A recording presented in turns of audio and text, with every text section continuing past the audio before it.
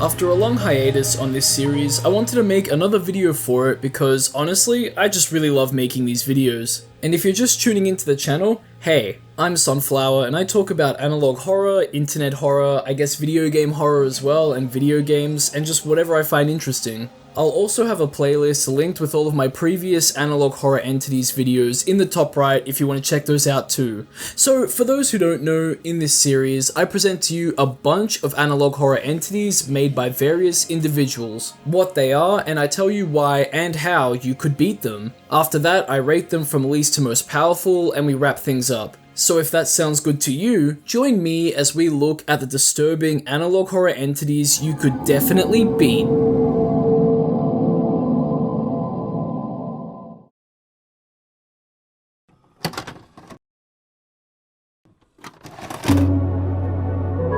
Our first entry is going to be the wolf from the Fairy Tales Analog Horror series created by Foxymations. This has been a very popular analog horror series, and I can see why. It has a wide appeal due to the recognizable fairy tales being the centerpiece, the Walton Files inspired art style and scares, and the way the story is structured and delivered. You see, just like with the Hoodwinked movie and Shrek, fairy tale stories and characters share the same universe and happen side by side. In Foxymations Analog Horror's case, all of the characters we see are pursued and hunted by the same big bad wolf. Although there is another villain at play here too, the witch from the Hansel and Gretel story. Through the story that Foxymations has set up, we get to learn about what the big bad wolf is and what can kill it. To summarize without spoiling too much, fairy tale stories that have a big bad wolf in them now share the same big bad wolf. A lot of characters in those stories get absolutely massacred and their souls needed to be laid to rest. There's also a witch involved pulling some strings, and at the witch's house is where Gretel finds out that the way to truly defeat the big bad wolf is with fire. I guess Hansel and a lot of other characters honestly find that out the hard way. Speaking of everyone, oh my god, there's this scene from the Three Little Pigs video where the wolf shows off the decapitated head of one of the pigs to his brother. That was quite a shock and a great scare, especially with how erratic the wolf moves. I have younger brothers too, so it cuts a little. And then there's this scare right after that I thought was really good. But anyway, just because fire is the wolf's weakness, it doesn't mean that a small fire would be able to kill it, does it? We do see the third pig pour gasoline all over the inside of his house after what seems to be the souls of the wolf's victims guide him to do so, and to burn himself along with the wolf to rest in peace with his brothers. So he does just that. I mean, it makes sense for the fire to be an animal's weak point, but I don't think we'd have to go that far if we were in this situation. Hopefully you wouldn't be in a situation where martyrdom to be with your deceased relatives is what your heart desires, or what those said relatives are telling you to do from purgatory, but anyway. A wolf's pelt is flammable to a degree, but gasoline is far more flammable. Pouring it onto the house's flooring at the entrances and trailing it back to you so you can light it up could be all that's needed. And by the entrances, I mean the windows too. That could be risky, but you could still get out of the house alive. The wolf seems to just beeline it for his victims. It doesn't seem to employ any complicated tactics either. And as long as you know that fire is the answer, you could lure him into a trap no problem. Your problems would arise if you were to use conventional weapons, but strength in numbers can definitely help you out here, assuming those numbers are armed. I'm sure you could stab and blast the wolf's flesh and bones away, right? Maybe his bones or bodily structure in general are simply too strong for conventional weapons? Who knows? We do see the wolf lose an eye and have very deep wounds inflicted on it, but that doesn't seem to stop him. Fire stopped him right in his tracks, pretty much immobilizing him, so you'd have no need to worry about him running at you while on fire. Anything you can do to set his body ablaze is all you'll need to do. That would be your only objective, and with that in mind, you could definitely beat the big bad wolf. You don't even need to get elaborate or creative with the use of fire here either. Next up, I wanted to look at the Painter series by UrbanSPOOK. I've talked about this series before in a dedicated video that you should totally check out. Anyway, the story elements in the videos had been pretty light for the most part. Some videos had more developments than others, but none more than that last video. Hell. That's probably the best way you could even describe that video in the first place. And holy moly does it deliver. But one issue I have with the series is, how the hell can a decrepit goblin of a man and woman that don't look like they have any physical strength do all of this to people? Children are smaller, so I get that they can be overpowered easily, but all of these adults? That has to be some sort of plot armor, doesn't it? Although I think it does paint the picture that the painter is very meticulous in what she does, even in her decrepit and disgusting state. Even in saying that, I think you could beat the painter, and everything I explain here can also be applied to a goon too. To beat her though, you'd need to know a little bit about her. So she's a vile person who lives in complete filth, going from place to place and enacting deprived and sadistic acts onto her victims. The results of these acts would be painted by her and left at the scene for police investigators to find, and that's what we see in the majority of the series. She also had a previously mentioned assistant to help her out. I won't spoil too much of the story, but that's the gist of it. Now listen, I don't need to be the one to tell you that a small and scrawny goblin of a woman can very easily be outmuscled by any adult and teenager who's fit or at the very least, nourished. However, like I said before, she is crafty, clearly attacking her victims when they least expect it and skulking off into the night without a trace other than her paintings. Even then, there's so much about her planning that we don't know about. Mona over here's biggest strength would be that surprise factor.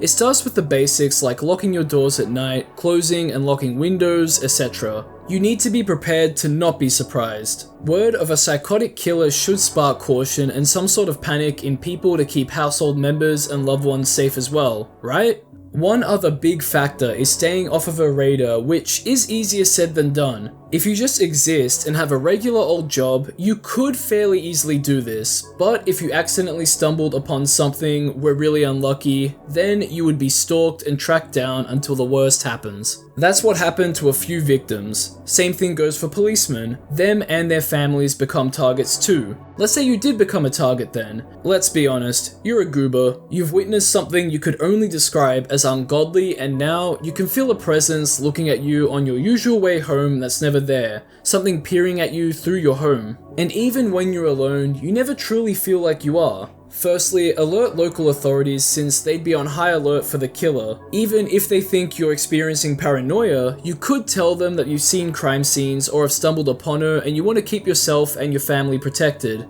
Even if you are lying about any of this, they'll know the risks associated with what you tell them. They might even take you to a remote location to keep you safe. Who knows? With that kind of protection, the killers won't be getting to you, but they'll patiently wait until you don't have anyone to keep you safe. In that case, it's time to set up motion sensors and cameras around your house and property. That also means you're going to need to fortify your fuse box so nothing cuts out. That doesn't stop the painter from cutting the power lines though, so external battery power is your next best option. Setting up Home Alone style traps like nailed floorboards at window entrances, contraptions that swing from a rope when a door is opened, etc. would be great at doing some damage during a break-in. In public, stay close to crowds and people if you feel like you're being stalked, and get home before sunset to maximize visibility if anything does go wrong. That'll beat her at her stalking and make it hard for her to break into your home. The next thing is home defense once she's in. Keep the family sleeping close together in the same room or close rooms so no one gets scattered. If someone needs to go to the toilet at night or a different room for any reason, make sure they go with someone else who can keep watch. Keep any sort of weapon or battery-powered source of light that you can use for self-defense or to see close by just in case of a break-in. One strong swing of a blunt or sharp weapon like a bat or a knife would be enough to do some serious damage.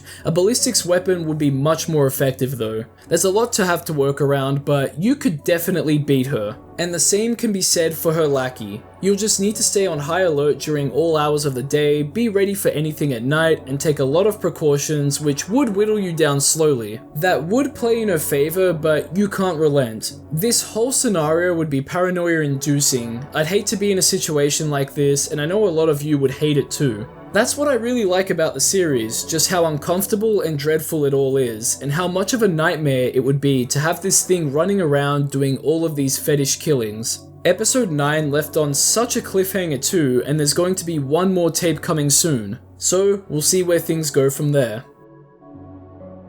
From here, I want us to take a look at something that honestly freaked me out when I first watched it, and that's the Sweet Dream NeuroCast video by burgerScum. You'll soon see why this video freaked me out, but for now, I'll let it play. Feeling refreshed from a wonderful dream and a relaxing night's sleep every morning. The Sweet Dreams patented system stimulates areas of the temporal lobe, accessing your deep memory to generate a vivid, authentic, and emotional dream experience. With the NeuroCast. So basically, this product is for people who struggle to sleep, and what it does is it plays around with your brain to give you nice, pleasing, and vivid dreams so you can wake up nice and refreshed. Wow! No more spooky nightmares, only sweet dreams, and you have so many to choose from, but this wouldn't be an analog horror video if everything was sunshine and rainbows. The following is a public health advisory on behalf of Sweet Dreams Company and the Canadian Consumer Product Safety Commission. A voluntary recall has been issued on the Sweet Dreams NeuroCast recreational sleep enhancement system. Prolonged use has been linked to product dependence and adverse neurological side effects. It seems that there's been a recall for the NeuroCast due to its negative side effects that occur with too much use. The symptoms we see are quite alarming, especially the distorted faces one. I'd hate to look at a loved one or a crowd of people and see these, and then we see it, the thing that freaked me out. This is an unnamed person with a sick and twisted appearance you can find in your NeuroCast dreams, and we're recommended to not engage or talk to them. The emergency wake-up procedure is recommended to be used if you see this person too. It reminds me a lot of that Ever Dream This Man image. In this case, the look of them, what they could do to your psyche, the thought of something like this happening. And the lack of music during this recall section made my skin crawl the first time I watched it, and it still does. And this is our entity. To beat it, we could go about it in various ways. Ways to escape and fend off the individual, and ways to not need a NeuroCast to begin with. A way to escape and in a way beat the individual is that previously mentioned emergency wake-up procedure. I'd assume that the more influence it has over you, the harder it will be to wake up, and the more side effects you'll feel when you're in the waking world. Well, assuming this individual is responsible for that.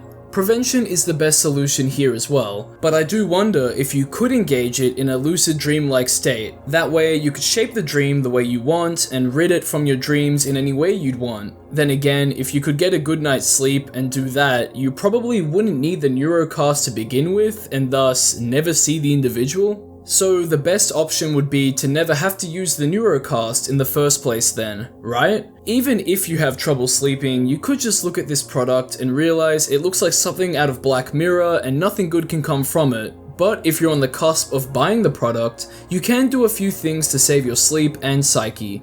Let's Google gamer this real quick.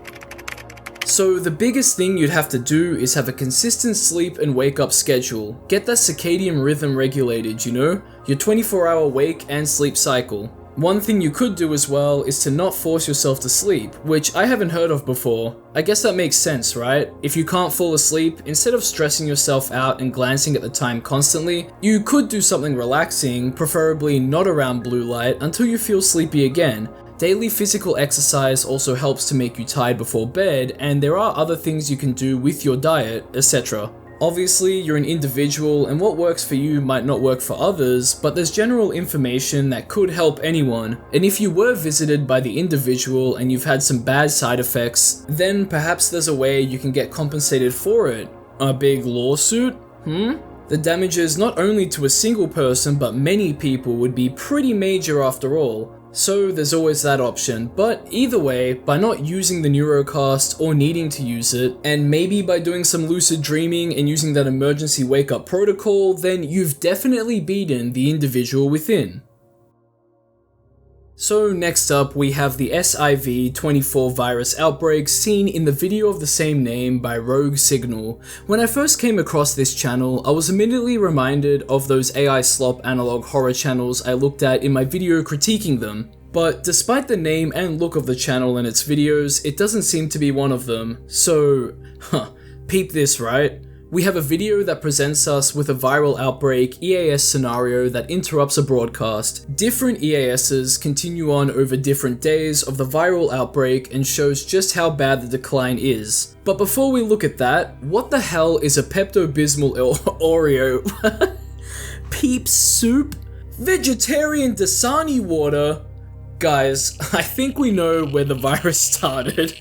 But as time goes on, the spread of the virus does get worse, and we learn that it turns people into zombie-like beings that go and, you know what a zombie does. They bite, they scratch people, and that's how they infect them. We've seen this kind of stuff before, but it takes a unique twist where it looks like someone is intercepting the broadcast to give it a little more information. And there's some pretty interesting information and twists we see happen over the course of days and months. It all adds to that ominous mood the video has. Luckily for us, if we were in this situation, we would just have to keep our TVs and radios on for a broadcast announcement and see what we should do to survive, right? Wrong. What information we can trust is up in the air at this point. We have the simple ones like locking all of your doors and windows, not trusting anyone, and spending your last days with your family. After all, the zombie-like virus will come for you if you're not careful. It's good to know that there's no known cure too, so the best thing you can do for your health is to not get infected. One big thing we'll need to do as well is not go outside or else we'll be considered hostile and neutralized. So that means martial law's been put in place. But it does make me wonder just how you would get more food and water. A way to make sure you have enough food in case you can't go out and get any more is by stocking up on food that doesn't go off easily when the first signs of an apocalypse start to show. That would minimize your chances of being infected by getting food and water. You could also always be prepared for an event like this, but I kind of wonder how common that is to do nowadays. Anyway, as the spread continues, you should be relatively safe in your home with your family or friends away from the infected and military. It would seem that the rest of the world has been infected now too, and peacekeepers have been deployed globally, except in the US. Again, stay indoors and you should be fine, right?